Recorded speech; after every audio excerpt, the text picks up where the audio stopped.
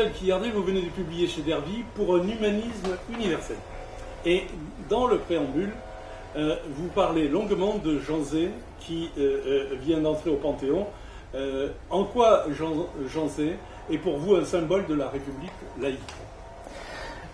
D'abord parce que comme ministre de l'Éducation nationale du gouvernement du Front populaire, c'est lui le premier qui a fait un certain nombre de circulaires rappelant la neutralité confessionnelle à l'intérieur de l'école publique.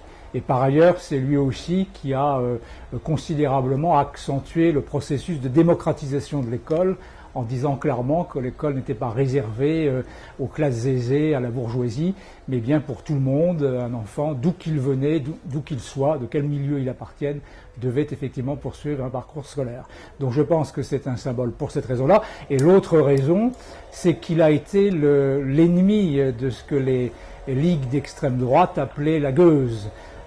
Parce qu'il était franc-maçon, parce qu'il était juif, ce qui n'était pas tout à fait exact puisqu'il n'était pas juif par sa mère, mais par son père, et parce qu'il a été aussi l'un des grands résistants au départ au maréchal Pétain, et emprisonné pendant toute la durée de l'occupation, lâchement assassiné à la Libération sous les ordres du maréchal Pétain.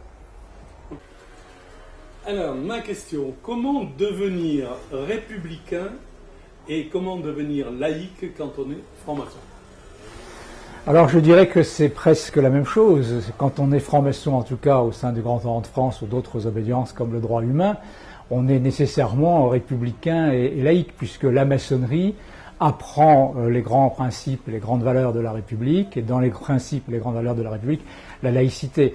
Je pense que le projet maçonnique, c'est un projet humaniste, comme je le dis dans mon livre, et dans l'humanisme, il y a les droits de l'homme, la liberté de conscience, le droit à la dignité de chacun, une justice humaine, et la séparation des églises et de l'État, la liberté de conscience, la liberté d'expression. On ne peut pas être franc-maçon, en tout cas dans les obédiences adogmatiques et libérales, si on n'est pas chevillé au cœur même de la République. Et il n'y a que deux obédiences qui sont adogmatiques? Non, il y en a beaucoup d'autres. Il y en a beaucoup d'autres. La Grande Loge Mixte de France, des obédiences dont les effectifs sont moindres. La Grande Loge de France, on peut considérer que c'est aussi une obédience adogmatique et libérale et républicaine et laïque, mais qui est plus axée quand même sur la dimension spirituelle de la maçonnerie, alors qu'au Grand Orient et dans d'autres obédiences, il y a une démarche qui est plus sociétale, comme on dit, c'est-à-dire politique au bon sens du terme. Jean-Michel, vous avez été à l'origine de la mixité au Grand Orient. Est-ce que vous pouvez nous en dire un petit peu plus? Lorsque j'ai été élu grand maître du Grand Orient de France, sans que personne me le demande, j'ai dit on ne peut pas continuer dans cette situation et j'ai voulu donc qu'on débatte de la possibilité d'initiation des femmes et je me suis publiquement déclaré favorable à ce que les loges accueillent nos sœurs, accueillent nos profanes qui deviennent des sœurs. Pourquoi? Tout simplement parce que j'ai fait plusieurs conférences publiques et à chaque fois on me disait mais monsieur Quillardet, vous développez des grandes idées sur l'humanisme, l'égalité, la fraternité. Le problème c'est qu'au Grand Orient de France, moi je suis une femme, je ne peux pas y rentrer. Et constamment on avait ces remarques.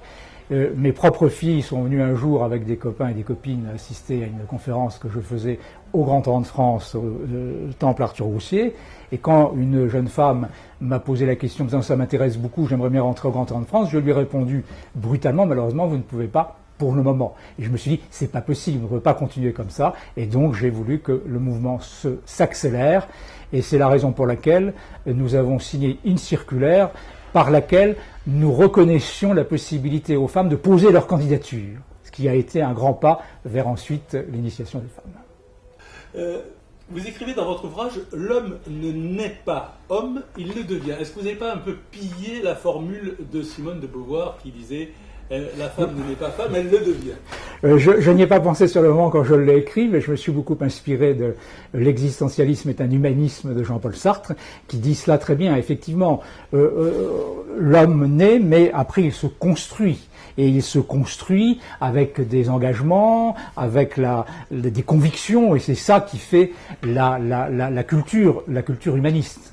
Et c'est ça qui est l'engagement du franc-maçon, c'est de s'approprier un certain nombre d'outils, un certain nombre de symboles pour se former lui-même et dépasser sa simple condition d'homme pour adopter une culture maçonnique, une culture humaniste qui a quand même, malgré tout, une universalité, c'est ce que j'explique également.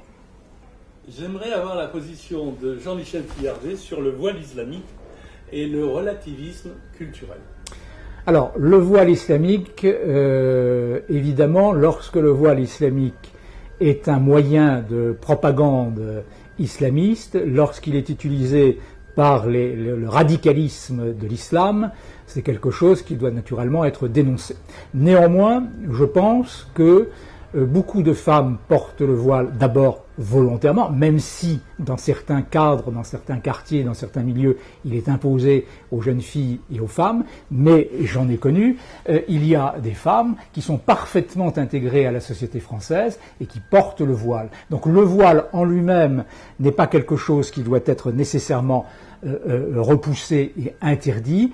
Il y a beaucoup d'hommes radicaux islamistes qui ne portent pas le voile et qui sont pourtant désintégristes, ça ne se voit pas. Donc il ne faut pas confondre effectivement la propagande radicale et un voile, un foulard qui est posé négligemment sur la tête d'une femme sans que celle-ci fasse du prosélytisme religieux et sans que celle-ci soit nécessairement une islamiste à évacuer de notre société. Vous écrivez dans votre ouvrage, vers la fin de votre ouvrage, la franc-maçonnerie française est à un tournant. Pourquoi ?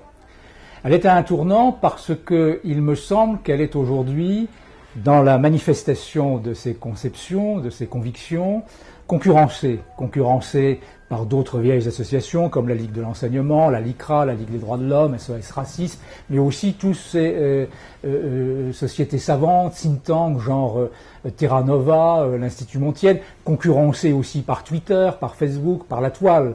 Donc elle est à un tournant, il faut qu'elle reprenne ses idéaux, qu'elle reprenne le sens de son histoire et qu'elle développe un véritable projet de société. Un projet de société, ça veut dire un projet un projet social, ça veut dire aussi un projet économique pour correspondre à notre article 1er de la Constitution. Et je crois qu'aujourd'hui, on reste un peu dans, je dirais, le prêt-à-penser maçonnique. Donc la laïcité, ça évidemment c'est le patrimoine génétique du Grand Orient de France, mais ça ne suffit pas, il faut aller au-delà, il faut s'engager sur l'évolution des mœurs. S'engager, on l'a fait, on l'a accepté, on a même milité pour le mariage des personnes du même sexe. La PMA, voire la gestation pour autrui, ça pose beaucoup de problèmes. Mais il faut qu'on réfléchisse sur tous ces sujets et ne pas les laisser à d'autres associations. Il me semble que la franc-maçonnerie se renferme un peu sur elle-même. Et les loges sont souvent des lieux très conviviaux, mais c'est un peu l'entre-soi. Et je le vois, je suis invité un peu partout, dans ma propre loge aussi, et quelquefois j'ai l'impression que ce colloque singulier reste singulier et que les frères et sœurs, après, ils sont contents d'avoir été en loge, d'avoir participé à des débats, d'avoir participé à des agapes, et puis on en reste là. On ne s'engage pas véritablement dans la société. Alors, dans votre ouvrage, pour un humanisme universel, vous donnez, Jean-Michel Pillardet, une définition de l'humanisme qui me paraît intéressante. Vous dites c'est un idéal juridique d'un droit universel et un idéal moral de liberté individuelle. Comment appliquer cette très belle définition dans une époque communautariste explosive ? Alors, l'humanisme, c'est effectivement le droit, c'est-à-dire les grandes libertés conquises au cours des âges, liberté d'expression, liberté d'opinion, le droit à la dignité de chacun, les droits de l'homme. Et ça, c'est une notion parfaitement universelle. On dit souvent, oui, mais ça, ce sont des références occidentales, ce ne sont pas des références pour les pays du Maghreb, les pays arabes, la Chine, l'Asie, etc. Pas du tout. La preuve en est, c'est que dans tous ces pays, il y a des dissidents qui luttent contre la dictature, qui luttent pour les droits de l'homme. Donc c'est effectivement un universaliste, avoir une certaine conception de l'homme, respectant sa liberté et respectant sa dignité. Et c'est aussi une éthique humanisme, une morale qui lutte justement contre le relativisme culturel. Parce que, au nom du relativisme culturel, on nous explique, eh bien, oui, nous, on impose notre religion à toute notre population. C'est du relativisme culturel. La charia et la religion catholique impose aussi ses propres dogmes. Donc ça, c'est absolument inacceptable. C'est une morale qui dit à chacun, vous pouvez croire ce que vous voulez, mais vous ne pouvez pas imposer votre propre vérité aux autres. Ça, c'est du dogmatisme. Et c'est le contraire de l'universalisme. Alors, évidemment, se pose la question du développement du communautarisme.